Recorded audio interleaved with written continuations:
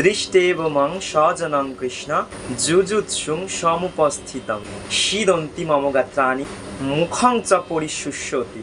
অর্থাৎ অর্জুন বললেন, হে কৃষ্ণ, আমার সমস্ত বন্ধু বান্ধব ও আত্মীয় স্বজনদের এমনভাবে যুদ্ধাভিলাষী হয়ে আমার সামনে অবস্থান করতে দেখে আমার সমস্ত অঙ্গ প্রত্যঙ্গ অবশ হয়ে যাচ্ছে এবং মুখ শুষ্ক হয়ে উঠছে। জয় নিতাই, জয় গৌর, জয় রাধেশ্যাম। সকলে কেমন আছেন অবশ্যই কিন্তু কমেন্টে জানাবেন। আশা করছি সকলে ভালো আছেন, সুস্থ আছেন এবং ভজনে কুশলে আছেন। আপনাদের সকলের কৃপায় এবং সাধুগুরু বৈষ্ণবের অশেষ কৃপায় আমি ভালো আছি, সুস্থ আছি এবং ভজনে কুশলে আছি। আজ আমরা পাঠ করব প্রথম অধ্যায়ের 28 নম্বর শ্লোক। যে অধ্যায়ে এবং যে শ্লোকে ভগবান শ্রীকৃষ্ণ অর্জুনকে বেশ কিছু উক্তি প্রদান করছেন এবং যে শ্লোকে আমরা জানতে পারবো যে অর্জুন নিজের পরিবারের সম্বন্ধে সমস্ত তত্ত্ব জ্ঞান অর্জন করতে পারছে এবং আমরা এই শ্লোক থেকে জানতে পারবো কিভাবে নিজের পরিবারের, নিজের রক্তের সম্পর্কের সমস্ত আত্মীয় স্বজন বন্ধু বান্ধব নিজের হওয়া সত্ত্বেও কেউ নিজের নয়। চলুন তবে আজকের পাঠটি শুরু করা যাক।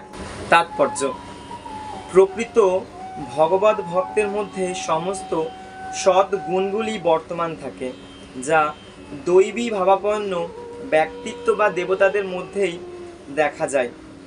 পক্ষান্তরে যারা অভক্ত, তারা জাগতিক শিক্ষা ও সংস্কৃতির মাপকাঠিতে যতই উন্নত হোক না কেন, তাদের মধ্যে সমস্ত দৈব গুণগুলির অভাব থাকে।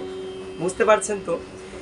এই যে তাৎপর্য, এর মধ্যে একটি খুব সাধারণ বিষয় আমরা জানতে পারলাম যে যে সমস্ত অভক্তগণেরা রয়েছে তাদের মধ্যে অন্যান্য ট্যালেন্ট থাকলেও তাদের মধ্যে কিন্তু এই অর্জুনের মতন যে সৎ গুণ বা যে সৎ যে উপদেশ রয়েছে, বা অর্জুন যেমন সৎ একজন ভক্ত ছিলেন, একজন ধর্মাবলম্বী মানুষ ছিলেন, এই ধরনের গুণগুলো কিন্তু একজন অভক্তের মধ্যে কখনোই প্রকাশ পাওয়া যায় না বা এগুলো লক্ষ্য করা যায় না, দেখা যায় না।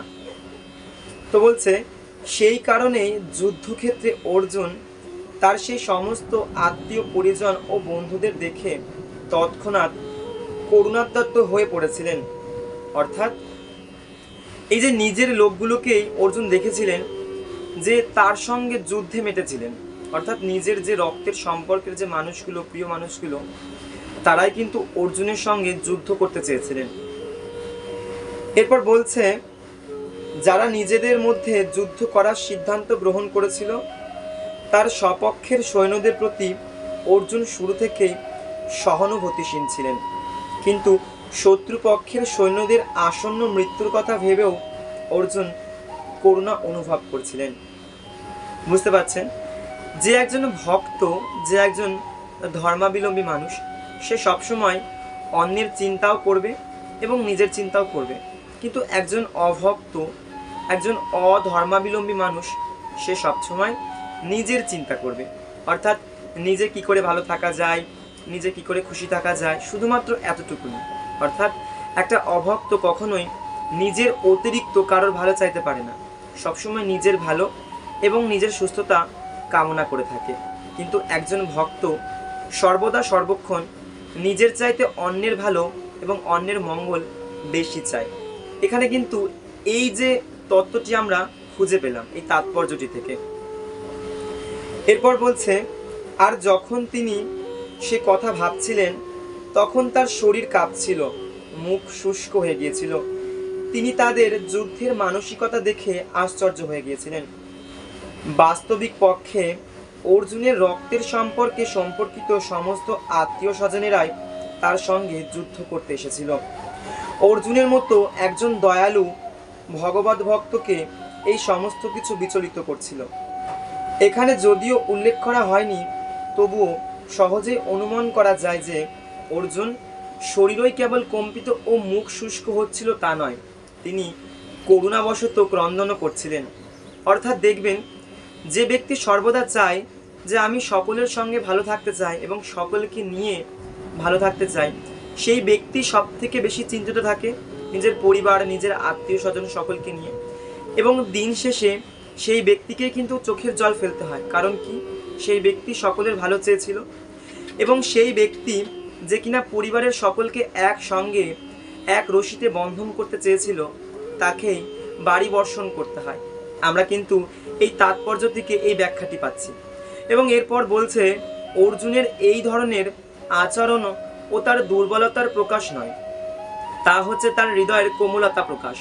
অর্থাৎ যখন কোনো ব্যক্তি অন্য কাউকে নিয়ে কোনো করুণা চিন্তাভাবনা করছে বা পরিবারের একজন সদস্য আরেকজন সদস্যকে নিয়ে চিন্তাভাবনা করছে বা তাকে নিয়ে ক্রন্দন করছে, এর মানে এটা নয় যে তিনি দুর্বল।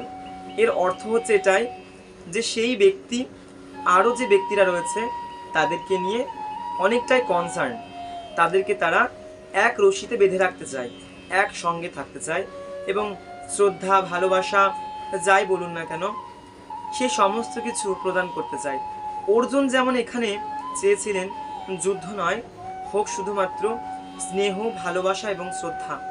এক পরিবারের মধ্যে কখনোই যুদ্ধ হতে পারে না, এবং যদিও যুদ্ধ হয় তবে সেই যুদ্ধ হয় মর্মান্তিক, এবং সেই যুদ্ধতে শুধু ক্ষয়ক্ষতি এবং ধ্বংস হয়, কখনোই উন্নতি হয় না। যুদ্ধ কখনোই শান্তিকে ডেকে আনতে পারে না। দেখুন এরপর বলছে যা ভগবানের শুদ্ধ ভক্তের একটি বৈশিষ্ট্য তাই বলা হয়েছে যে, অর্থাৎ অর্জুন যে ভগবানের একজন শুদ্ধ ভক্ত ছিল এখানে কিন্তু তাই প্রকাশ পাচ্ছে। মানব জীবনে এরকম অনেক মানুষের সঙ্গে পরিচয় হবে, দেখবেন তারা সর্বদা এবং সর্বক্ষণ আপনার ক্ষতি চাইবে, এবং কিছু মানুষ থাকবে যারা আপনাকে এক রশিতে বন্ধন করতে চাইবে বা এক রশিতে আবদ্ধ করতে চাইবে। তারা কিন্তু আপনার শুভাকাঙ্ক্ষী বা আপনার প্রিয়জন আপনজন, যারা দেখবেন আপনাকে সর্বদা খারাপ কাজ করতে আগ্রহ দেখাচ্ছে, বলছে না তুই এটা কর, তারা কখনোই কিন্তু আপনার ভালো চায় না। যেমন পিতা এবং মাতা পৃথিবীর সর্বশ্রেষ্ঠ একজন উপদেশক, পৃথিবীর সর্বশ্রেষ্ঠ একজন শিক্ষক, এবং মাতা পিতার জায়গা কেউ নিতে পারে না। মাতা পিতা সন্তানদেরকে কি করে? শাসন করে। এর মানে এটা নয় যে মাতা পিতা সন্তানের খারাপ চায়, এর অর্থ হচ্ছে এটাই, তারা চায় আমার সন্তান আরও 5 জনের থেকে শ্রেষ্ঠ হোক, আরও 5 জনের থেকে ভালো হোক, তাদের মঙ্গল হোক। সেই অর্থেই মাতা এবং পিতা সকল সন্তানকে সর্বদা সর্বক্ষণ আগ্রহ প্রকাশ করে এবং সর্বদা সর্বক্ষণ একটি শাসনের মধ্যে রাখার চেষ্টা করে।